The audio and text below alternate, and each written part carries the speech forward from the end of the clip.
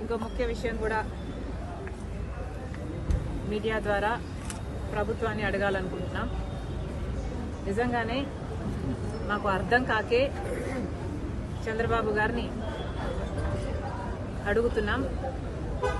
ప్రజల సమస్యలపై పోరాటం చేస్తే ఆంక్షలన్నీ కాంగ్రెస్ పార్టీకి మాత్రమేనా?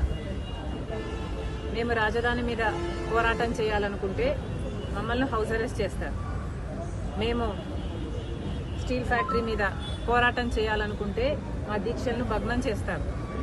ఆంక్షలన్నీ ఉట్టి కాంగ్రెస్ పార్టీకేనా? మరోవైపేమో జగన్మోహన్ రెడ్డి గారు పరామర్శల పేరు మీద బల ప్రదర్శన యాత్రలు చేస్తున్నా కూడా ఎటువంటి ఆంక్షలు ఉండవా? కారణం ఏమిటి? జగన్మోహన్ రెడ్డి గారు మోడీ గారి దత్తపుత్రుడు కాబట్టి ఆయనకి ఆంక్షలు ఉండవా? కాంగ్రెస్ పార్టీ ఒక్కటే ఈరోజు బీజేపీకి వ్యతిరేకంగా ధైర్యంగా నిలబడి పోరాటం చేస్తుంది కాబట్టి ఒక కాంగ్రెస్ పార్టీ మీదనే ప్రభుత్వం ఆంక్షలు విధిస్తుందా? చంద్రబాబు గారైనా పోలీస్ డిపార్ట్మెంట్ అయినా సమాధానం చెప్పాలి. ఒక కాంగ్రెస్ పార్టీ మాత్రమే ప్రజల పక్షాన పోరాటాలు చేస్తుంది కాబట్టి ఒక కాంగ్రెస్ పార్టీ మీదనే మీ ఆంక్షలన్నీనా? ఇంకోవైపు జగన్మోహన్ రెడ్డి గారు పరామర్శల పేరు మీద బల ప్రదర్శన యాత్రలు చేస్తున్నా కూడా జగన్మోహన్ రెడ్డి గారి మీద ఏ ఆంక్షలు ఎందుకు లేవు? ఒకవైపు జగన్మోహన్ రెడ్డి గారు అక్రమ పొత్తు పెట్టుకున్నారు బీజేపీతో, మోడీ గారి దత్తపుత్రుడిగా ఉన్నాడు, అందుకు ఆంక్షలు లేవా? లేకపోతే జగన్మోహన్ రెడ్డి గారి దగ్గర డబ్బులున్నాయి కాబట్టి బల ప్రదర్శన చేయడానికి జనాన్ని పోగు చేయగలడు కాబట్టి, లేదా పోలీసులను కొనుక్కోగలడు కాబట్టి జగన్మోహన్ రెడ్డి గారి మీద ఏ ఆంక్షలు లేవా? ప్రభుత్వం సమాధానం చెప్పాలి. చంద్రబాబు గారు సమాధానం చెప్పాలి. ఈరోజు నిన్న ఇద్దరు చనిపోవడం జరిగింది. మరి దానికి బాధ్యులు ఎవరు?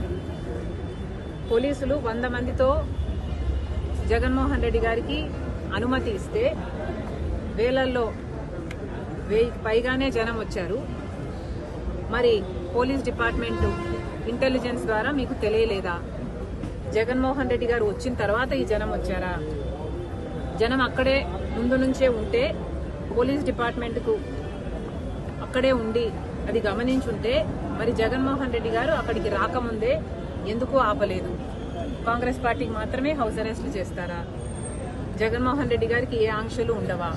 బీజేపీ దత్తపుత్రుడు కాబట్టి, మోడీ గారి దత్తపుత్రుడు కాబట్టి, తెర వెనకాల పొత్తు పెట్టుకున్నాడు కాబట్టి, అక్రమ పొత్తు ఉంది కాబట్టి జగన్మోహన్ రెడ్డి గారికి ఏం చేసినా చెల్లుతుందా? ఇద్దరి ప్రాణాలు తీసినా చెల్లుతుందా?